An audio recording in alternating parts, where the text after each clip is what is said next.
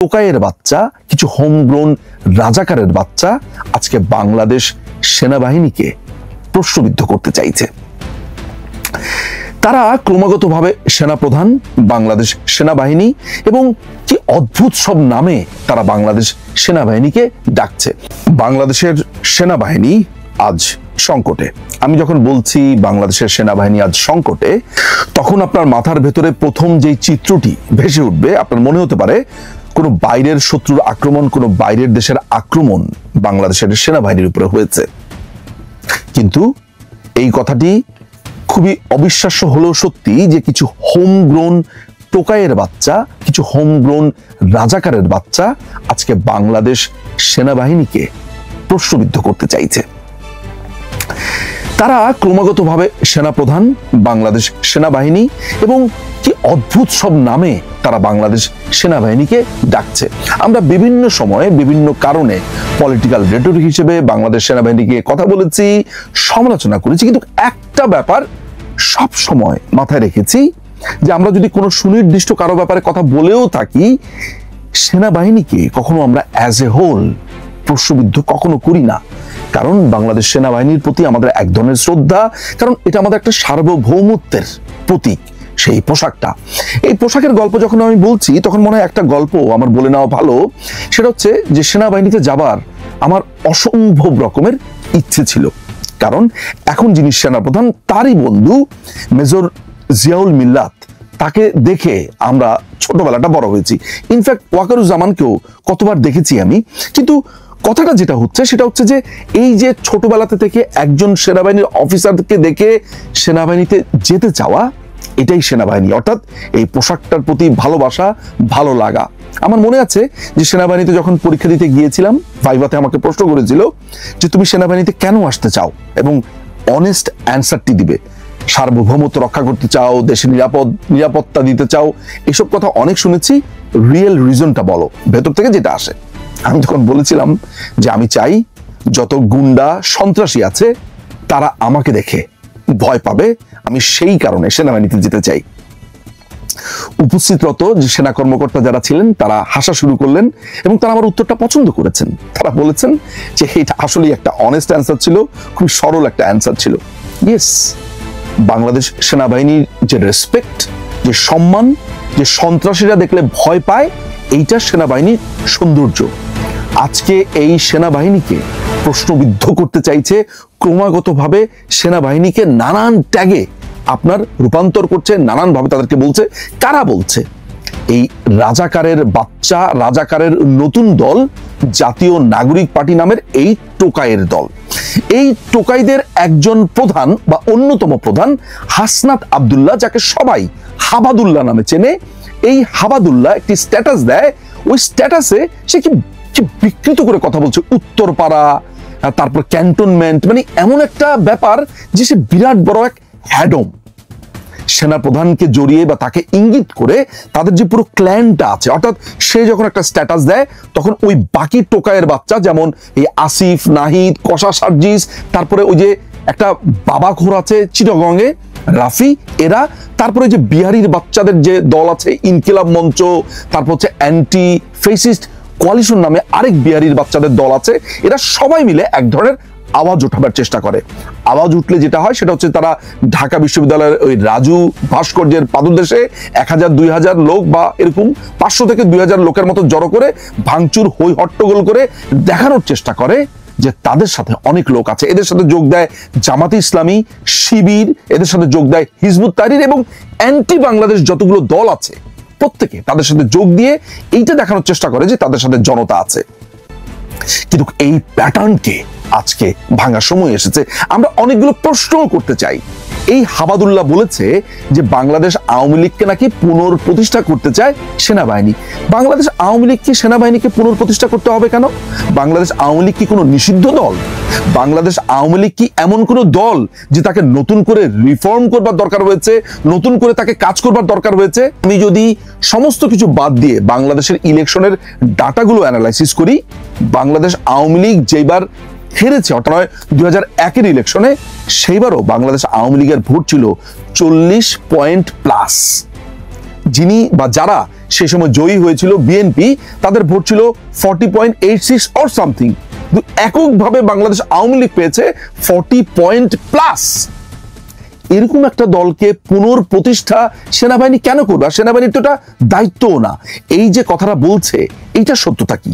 বাংলাদেশ আওয়ামী লীগের একজন মন্ত্রী মোহাম্মদ আরাফাত তার একটি স্ট্যাটাসে বলেছেন যে এই টোকাইয়ের বাচ্চারা মিথ্যা কথা বলে। জুলাইয়ে যখন তারা জঙ্গি হামলা করছিল তখন বাংলাদেশ আওয়ামী লীগ নানানভাবে তাদের সাথে মিটিং হয়েছে, এমনকি উনি সুনির্দিষ্টভাবে 20 জুলাইয়ের একটি মিটিং এর কথা বলেছে যে তাদের সাথে 2 ঘন্টার মিটিং হওয়ার পরেও বাইরে এসে বলেছে আমাদের কোনো মিটিং হয়নি, তারা জানেই না। আমার কাছে যে ইন্টেল আছে গোয়েন্দা সংস্থার মাধ্যমে, এই হাবাদুল্লাহ এবং সার্জিস তারা বারবার তাদের নিরাপত্তা চেয়েছিল। তারা বলছিল যে আমরা এই আন্দোলনে নেই, আমরা এই আন্দোলন করতে চাই না, এটা নাহিদ করছে, এটা আসিফ করছে, এটা অন্যরা করছে, ওদের সাথে জামাত আছে, হিজবুত তাহরির আছে, আমরা এগুলোতে নেই। এই কথা বারবার বলে সেনাবাহিনীকে বলেছিল, কর্তা ব্যক্তিদেরকে বলেছিল, আওয়ামী লীগের বিভিন্ন শ্রেণীর নেতাদেরকে তারা বলেছিল। তো এই টোকাইদেরকে আপনি বিশ্বাস করবেন কিভাবে? সবচাইতে বড় ব্যাপার হচ্ছে যে এই টোকাই বলছে তার সাথে আরো নাকি অনেকেই ছিল। কারা ছিল? কোন আর্মি অফিসারের সাথে কথা বলেছে, কোন জেনারেলের সাথে কথা বলেছে, এবং বাংলাদেশ আওয়ামী লীগের ব্যাপারে সেনাবাহিনী কথা বলতে যাবেই বা কেন? ইয়েস, সেনাবাহিনী প্রধান একটি ইনক্লুসিভ ইলেকশনের কথা বলেছে। সেনাপ্রধান একা তো ইনক্লুসিভ ইলেকশন চাননি, ইউরোপিয়ান ইউনিয়ন চেয়েছে, আমেরিকা চেয়েছে, ইন্ডিয়া চেয়েছে, পৃথিবীর বড় বড় দেশগুলো, বড় বড় শক্তিধর দেশগুলো, ডেমোক্রেটিক দেশগুলো, তারা বলেছে যে বাংলাদেশে একটি ইনক্লুসিভ ইলেকশন হতে হবে। বাংলাদেশ আওয়ামী লীগ তো বাংলাদেশের কোনো নিষিদ্ধ দল নয়। বাংলাদেশ আওয়ামী লীগের কি বাংলাদেশে রাজনীতি করবার অধিকার কখনো হারিয়েছে? তাহলে বাংলাদেশ আওয়ামী লীগকে ছাড়া ইলেকশনের যেই কথাটা বা যেই প্রেশারটা তারা দিতে চাচ্ছে, তারা কে? এবং এই কথা বলে বাংলাদেশ সেনাবাহিনীকে সাধারণ জনতার এই মুখোমুখি করতে যে চাইছে, উদ্দেশ্যটা কি? যারা বাংলাদেশ সেনাবাহিনীকে প্রশ্নবিদ্ধ করতে চাইছে, এই তারাই সেমিনারে বলছে যে মুক্তিযুদ্ধের সময় যারা পাকিস্তানের পক্ষে ছিল, যারা মুক্তিযোদ্ধাদেরকে হত্যা করেছিল, তাহলে তাদের অবস্থান ঠিকই ছিল। এইটা প্রকাশ্যে বলেছে। তারা প্রকাশ্যে এও বলেছে যে 71-এর ঘাতক, নরঘাতক দেলোয়ার হোসেন সাঈদীর যে বিচার হয়েছে, এই বিচারের প্রেক্ষিতে তারা আওয়ামী লীগের নেতাকর্মীদের উপরে প্রতিশোধ নিতে চায়। তারা বলেছে যে এই সাঈদীর বিচারের প্রেক্ষিতে তারা আওয়ামী লীগের নেতাকর্মীদেরকে ফাঁসি দিতে চায়। এই পাকিস্তানি, এই রাজাকারের বাচ্চারা আজকে সেনাপ্রধানকে সাধারণ মানুষের সামনে মুখোমুখি করেছে এবং এমন একটা অবস্থাতে নিয়ে যাচ্ছে যে যেন বাংলাদেশটা একটা লক হয়ে গেছে। এই টোকাইয়ের বাচ্চারা কাকে ধমক দেয়? সেনাবাহিনীকে। সেনাবাহিনীকে ধমক দিয়ে তারা কি প্রমাণ করতে চায়? অ্যান্টি ফেসিস্ট কোয়ালিশন নামের আরেকটা বিহারির দল আছে, যারা শাহবাগে দাঁড়িয়ে বলছে মোল্লা তেরা খুন সে ইনকিলাব আয়া হে, অর্থাৎ যুদ্ধপরাধী কাদের মোল্লার রক্ত বেয়ে নাকি বিপ্লব এসেছে। এই টোকাইয়ের বাচ্চারা আজকে সেনাবাহিনীকে ধমক দিচ্ছে। এই সেনাবাহিনী আমাদের কাছে একটা শৌর্য বীর্যের প্রতীক ছিল এবং আছেও। এই সেনাবাহিনীকে রাস্তার 2 পয়সার টোকাইরা যখন ধমক দিচ্ছে, যখন তারা 200-300 লোক জড়ো হয়ে সেনাবাহিনীকে দেখিয়ে দিবে, ঘুরিয়ে দিবে, ক্যান্টনমেন্ট শেষ করে দিবে, পুড়িয়ে দিবে, এগুলো বলছে, তখন আমাদের সেনাবাহিনী চুপ করে কেন?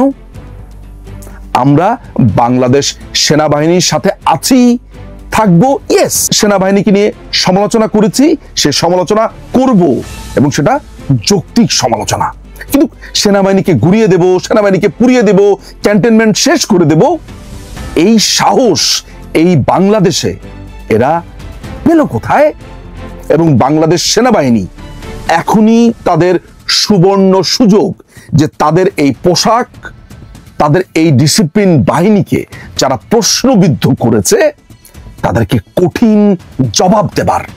এই 2 টাকার ফকিন্নির বাচ্চারা বাংলাদেশ সেনাবাহিনীকে এইভাবে অপদস্থ করছে, অপমান করছে এবং একজন বাংলাদেশের নাগরিক হিসেবে প্রতিনিয়ত সেটা সহ্য করছি।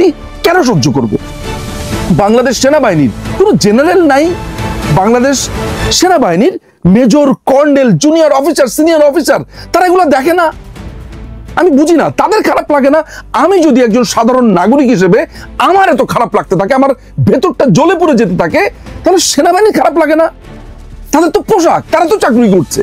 এই 2 টাকার 2 পয়সার এই কুত্তাগুলা তারা যখন এইসব কথাবার্তা বলছে, এই 2 টাকার এই পোকাইগুলো যখন সেনাবাহিনীর দিকে আঙুল তুলছে, তখন তারা বসে বসে কি করছে, কি দেখছে, কি চায়, আর কি দেখতে চায় তারা? সেনাবাহিনীকে নামিয়ে কোথায় নিয়ে এসেছে? সেনা প্রধানের সাথে বাংলাদেশের প্রত্যেকটা মানুষ আছে, প্রত্যেক লোক আছে। আমি মনে করি সেনাবাহিনী নিশ্চয়ই এই টোকাইয়ের বাচ্চাদের উচিত শিক্ষা দিবে। সাধারণ জনতা সেনাবাহিনীর সাথে আছে, সেনাবাহিনী সাধারণ জনতা ভাই ভাই। এটাই হোক আজকের স্লোগান। বাংলাদেশ আওয়ামী লীগ, বঙ্গবন্ধু, বঙ্গবন্ধু কন্যা মাননীয় প্রধানমন্ত্রী শেখ হাসিনা, এই প্রত্যেকটা প্রত্যয়, প্রত্যেকটা কনসেপ্ট, প্রত্যেকটা ইনস্টিটিউশনের পক্ষে আমরা ছিলাম। আমাদের জীবনকে বিপন্ন করেছি।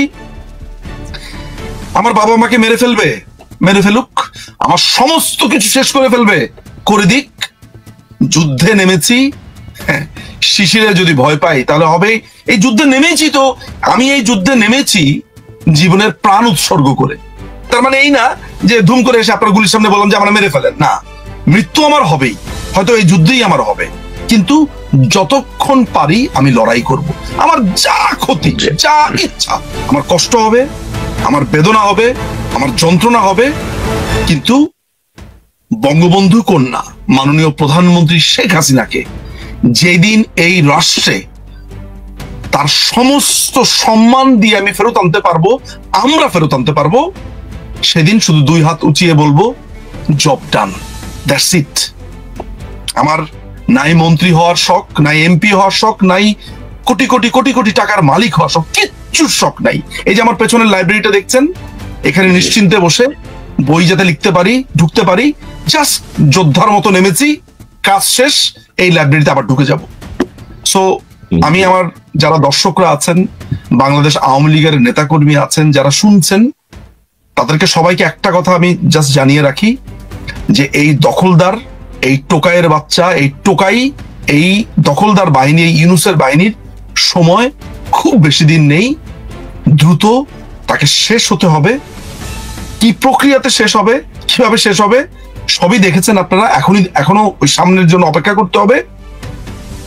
এতটুকু আপনাকে বলে রাখা দরকার যে এই দখলদার বাহিনীকে শেষ করার জন্য আমার মাথার ভেতরে যত রকমের বুদ্ধি আছে, যত রকমের স্কিল আমি জানি, আমার যত মেধা যদি 1 সেকেন্ডও থাকে, তার প্রত্যেকটা এই সরকারের এগেইনস্টে, এই দখলদার এগেইনস্টে আমি ব্যবহার করব।